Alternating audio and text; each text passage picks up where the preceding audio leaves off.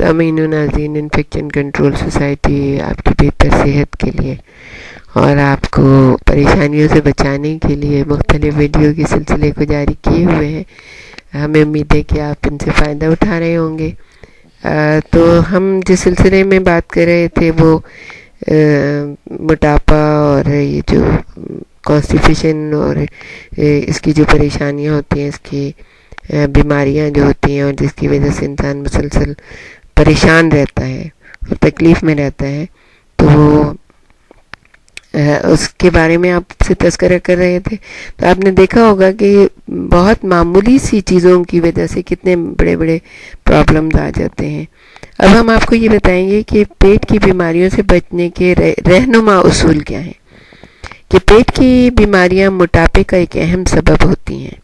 عالمی ادارہ صحت کی رائے کے مطابق پیٹ کی عمومی بیماریوں کے پھیلنے کا سبب گندی غذائیں ہوتی ہیں، مطلب خراب قسم کی غذائیں ہوتی ہیں. آج کی دنیا کے بیشتر مسائل صحت جو ہے نا، اسی کا نتیجہ ہے. پیٹ کے امراض سے بچنے کے لیے عالمی ادارہ صحت نے چند رہنما اصول تجویز کیں، جن پر عمل کر کے غذاؤں سے ہونے والے امراض کے خطرات میں نمایاں کمی کی جا سکتی ہے. اب اس میں پہلا یہ ہے کہ محفوظ کھانوں کا انتخاب کیجیے. یعنی کئی غذائیں مثلاً پھل اور سبزیاں اپنی اصلی حالت میں ہی بہترین اور مفید ثابت ہوتی ہیں، لیکن بعض غذاؤں کو محفوظ بنانے کے لیے بعض تدابیر اور طریقے اختیار کیے جاتے ہیں. ان کے ذریعے یہ غذائیں محفوظ کی جاتی ہیں. مثلاً کچا دودھ ابلے ہوئے دودھ کے مقابلے میں محفوظ نہیں ہوتا. اسی طرح اشعاعی عمل کے ذریعے مرغی کا گوشت اور انڈے محفوظ کیے جاتے ہیں. کوئی بھی غذا خریدتے وقت یہ بات دھیان رکھیں کہ جو غذا مصنوعی طریقے سے محفوظ کی، جیسے جو ڈبوں میں محفوظ کی جاتی ہیں جو غذائیں، وہ صحیح نہیں ہوتی ہیں.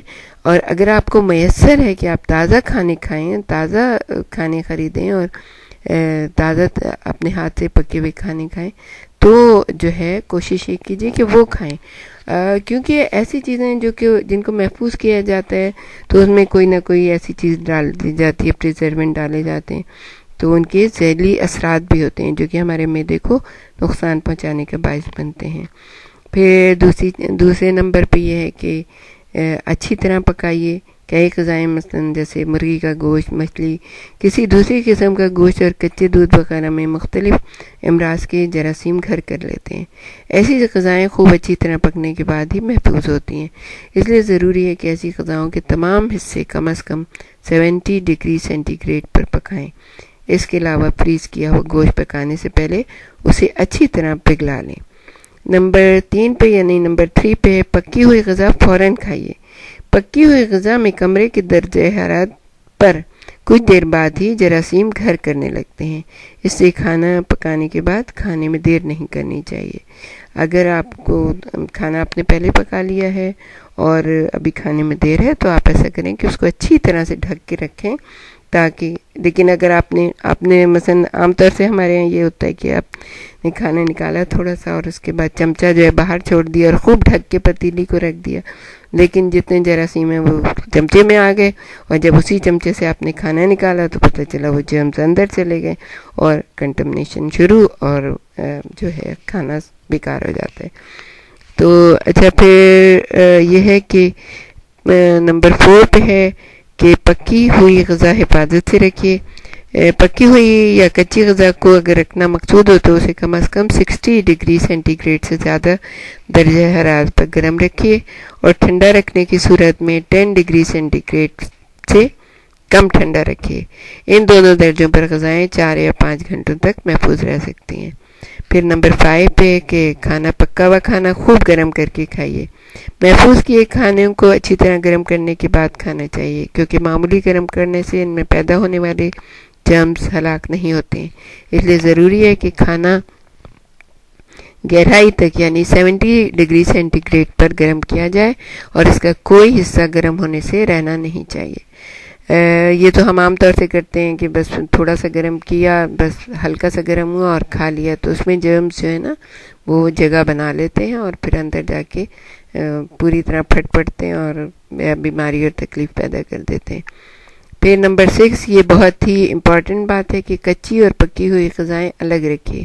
کچی اور پکی ہوئی غذاؤں کو الگ الگ رکھنا چاہیے. یعنی اگر آپ نے کباب تلے ہوئے ہوں تو انہیں کچے گوشت سے دور رکھیے تاکہ کچے گوشت کے جراثیم کباب میں سرایت نہ کر جائیں. اس سلسلے میں یہ بھی ضروری ہے کہ کچی غذاؤں کو اٹھائیں نہیں. دھونے وغیرہ کے بعد ہاتھ اور برتن بھی پکی ہوئی غذا سے نہ چھوئیں. مثلا جیسے مرغی یا مچھلی کاٹنے کے لیے استعمال ہونے والی چھری سے پکی ہوئی مرغی یا مچھلی نہ کاٹیے. اس طرح جس تختے پر آپ ان کے ٹکڑے کریں اس پر پکی ہوئی چیزیں ہرگز نہ رکھیں. پھر نمبر 7 یہ ہے کہ ہاتھ بار بار دھوئیں.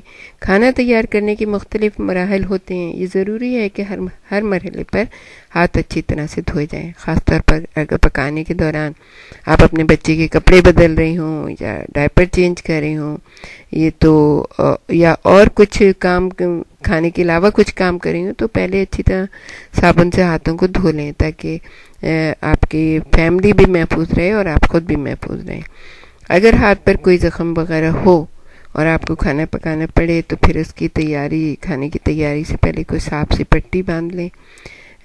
یاد رکھیں کہ ہمارے گھروں میں جیسے پالتو جانور مثلا بلی، مرغی، چوہے، چڑیاں وغیرہ خطرناک ترین امراض کے جراثیم پھیلا دیتے ہیں، جس میں گاؤں وغیرہ میں تو ہمارے یہاں گائے، بیل، بکری اور ان کو اپنے ہاتھ سے لوگ دھلاتے ہیں، ان کے یعنی نہلاتے دھلاتے ان کو.